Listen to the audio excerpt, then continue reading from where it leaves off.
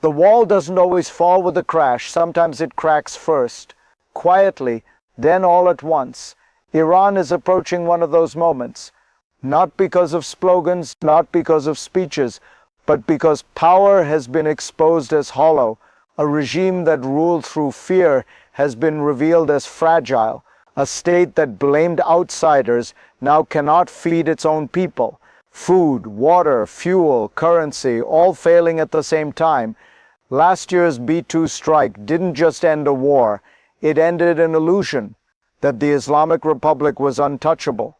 Now the streets are speaking again, louder than 2009, longer, with less fear.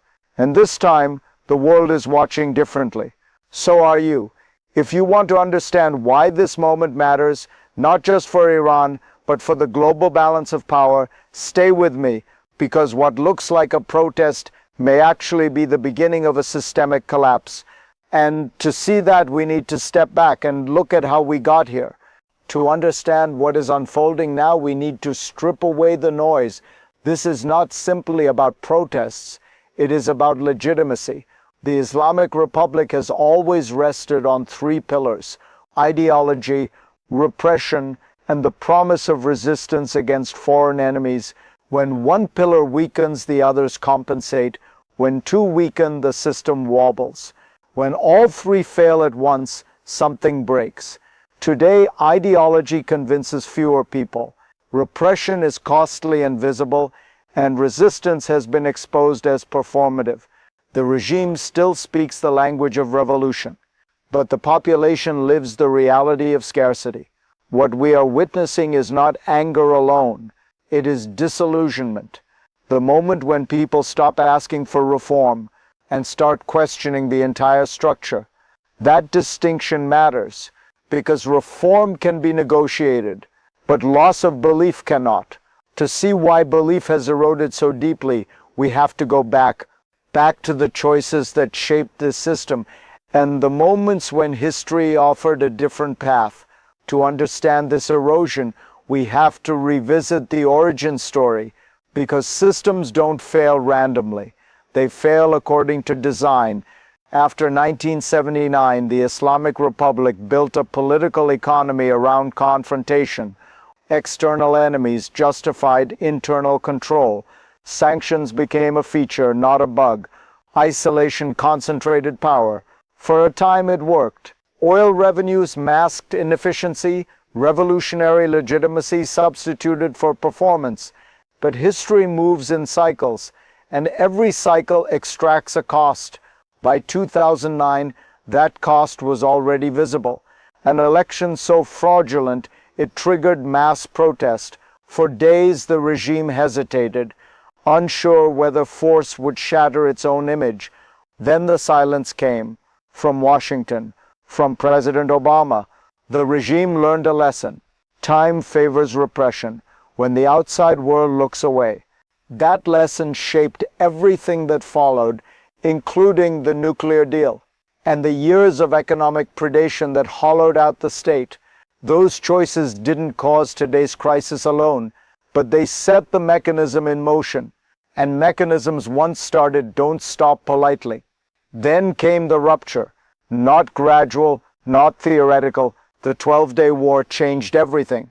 When Israel and the United States struck, the regime expected theater, statements, condemnations, maybe proxies. Instead, it got exposure. Air defenses failed, deterrence collapsed, the image of strength dissolved in real time, and Iranians were watching. This wasn't just a military event, it was a psychological one. For decades, the regime had claimed it was protecting the nation. That sacrifice today meant security tomorrow. But when the bombs fell, there was no shield, no rescue, no decisive response from allies. The myth cracked, and once people see power as paper, fear changes shape. Fear no longer paralyzes, it radicalizes. The streets filled not because people suddenly became brave, but because the cost of silence finally outweighed the cost of protest. That matters, because revolutions don't begin with courage. They begin with calculation, and that calculation is now spreading But beneath this visible crisis, there is a deeper system at work, one designed to survive moments like this. What keeps such regimes alive is not belief, it is control. And in Iran, control has become increasingly technological. For years, the regime compensated for economic failure with surveillance. When loyalty eroded, monitoring expanded. When trust disappeared, connectivity was weaponized. Enter China, not as a savior, but as an enabler. Beijing offered infrastructure, digital architecture, a model of control exported under the language of partnership. The result was the National Information Network, the so-called halal internet, a system designed not to connect people but to isolate them. When protests erupt, the switch is flipped, communication collapses, coordination fractures. This isn't improvisation, it's design. Yet here's the paradox. Every layer of control increases fragility. Shutting down the internet strangles commerce. It deepens shortages. It accelerates anger. The regime buys silence by mortgaging the future. And China, absent when bombs fell, silent when defenses failed, present only in the architecture of repression. That absence matters because patrons who don't protect lose authority, and systems built on borrowed power rarely endure stress. The question now is not whether control exists, it's whether it can outpace collapse. The second crisis is quieter, but more dangerous, because it isn't about bombs, it's about abandonment. For years, China was presented as the regime's insurance policy, energy buyer, strategic partner, silent guarantor of survival. The 25-year partnership signed in March 2021 was sold as proof, a future locked in, a lifeline secured. But when the moment came, that lifeline vanished. No intervention, no deterrence, no meaningful response. The regime learned a brutal truth. Patronage is conditional. China extracted oil, technology, geopolitical alignment, but when protection was required, there was none. That realization rippled through the system. Elites noticed, security forces noticed, and ordinary Iranians noticed most of all, because dependency without defense is exposure. The regime now faces pressure from two directions, from the streets below and from the vacuum above. And vacuums in geopolitics don't stay empty. They invite recalculation, defections, hedging. This is the moment when systems fracture internally, not with explosions, but with hesitation. And hesitation is lethal to authoritarian power, because once loyalty becomes optional, collapse becomes imaginable. And this is where the story stops being abstract and becomes personal, because while regimes maneuver, you live the consequences. You wait in lines for fuel that doesn't come, for food that costs more each week, for a currency that loses value while you sleep. You are told to endure, to sacrifice, to blame outsiders. But the truth is simpler. The system stopped working. When the internet goes dark, your business dies with it. When services collapse, your time is stolen. When the economy fails, your future shrinks. And yet you still show up, night after night, not because you expect miracles, but because silence guarantees nothing changes. This is the quiet heroism of ordinary people. Not ideology, not geopolitics, just dignity. If you're watching this and wondering whether moments like this matter, they do. Because history is shaped not only by leaders, but by the cumulative refusal of people to accept less than a life.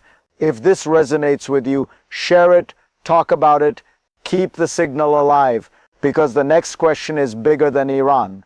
What happens when internal collapse collides with global power politics? What happens in Iran never stays in Iran, because this country sits at the intersection of energy, ideology, and empire. When instability spreads here, it sends shockwaves outward. Energy markets tense, alliances recalibrate, rivals reassess risk. For China, this moment is especially dangerous. Iran was supposed to be a quiet pillar, a discounted energy source, a strategic foothold in the Middle East. Instead, it has become a liability, a partner that cannot protect itself, a regime that cannot guarantee continuity, an investment whose returns depend on repression, that weakens Beijing's credibility far beyond Tehran. Because every client state is watching. If China will not act when its partner is exposed, what does its patronage really mean? For the United States, the picture is different. By refusing to stay silent, by demonstrating resolve, Washington has reinserted uncertainty into authoritarian calculations, not intervention, not occupation, but pressure, and pressure changes behavior. This is how regional orders shift, not through grand treaties, but through moments that reveal who shows up and who doesn't. Iran has become that moment, and when a regional anchor starts to drift, the entire balance begins to tilt, which brings us to the future. Not prediction, but possibility. The future never arrives as a single outcome. It branches. The first path is control transition. The regime contains the protests, not through legitimacy, but through exhaustion. Connectivity slowly returns. Concessions are cosmetic. Power remains, but thinner, more dependent, more brittle than before. This is survival without renewal, a state that continues to exist, but no longer commands belief. The second path is prolonged instability, neither collapse nor control. Strikes, shutdowns, recurring unrest. The economy erodes in cycles. Elites hedge, security forces hesitate. This is the most dangerous scenario, because systems rarely endure permanent uncertainty.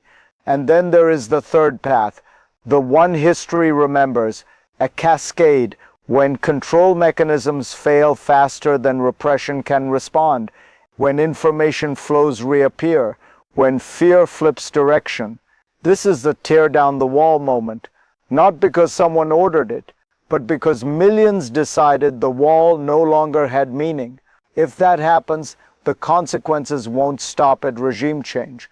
They will rewrite alliances, expose patrons, and accelerate the unraveling of influence, especially China's. The lesson is simple. Power built on coercion scales poorly under stress. And the final question isn't whether this system can survive. It's whether the people will accept its survival. Because history only moves forward when enough people decide it must. Walls don't fall because they are pushed. They fall because they are hollow. What we are witnessing in Iran is not chaos. It is clarity. A regime exposed, a patron revealed as absent, and a population no longer willing to confuse endurance with loyalty.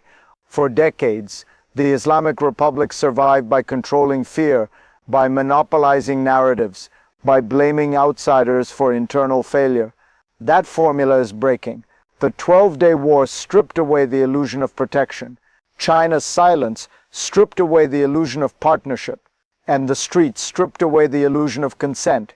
This moment will not be resolved by statements or by shutdowns or by repression alone. Systems fail when their stories fail. And Iran's story is no longer believed. What happens next will define more than one country.